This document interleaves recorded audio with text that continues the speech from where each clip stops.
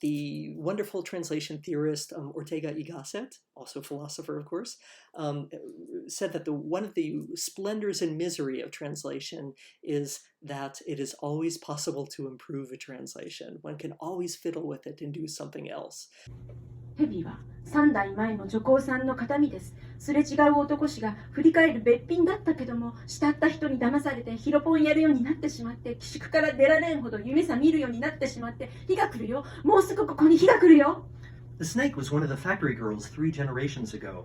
She was so beautiful she turned the heads of the men passing by, but the man she loved cheated on her. She took methamphetamine so often she couldn't leave the workers' lodgings. She started having visions. She started hallucinating.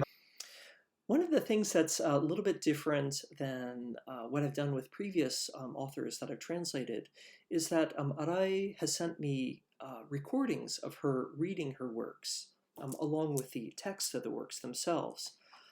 In the past, I haven't really asked that from other authors or poets who have translated because I know how things sound. But she uses a great deal of colloquial language in her work.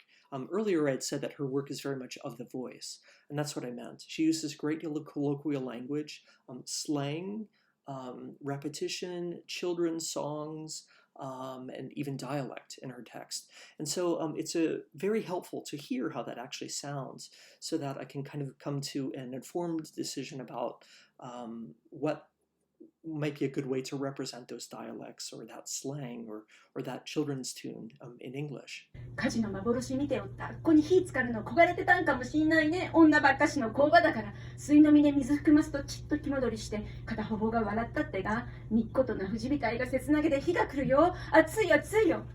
Perhaps she wanted to feel a fire burn down there. There were only women in the factory after all. They poured water into her mouth from a teapot. She came to for a moment. One side of her face smiled, but her expression looked so forlorn. Her hairline raised in a peak. A fire's coming. Hot, hot, hot, hot. It's never easy to figure out how to represent dialect or slang in translations, especially considering in English, for instance, there's so many different kinds of Englishes.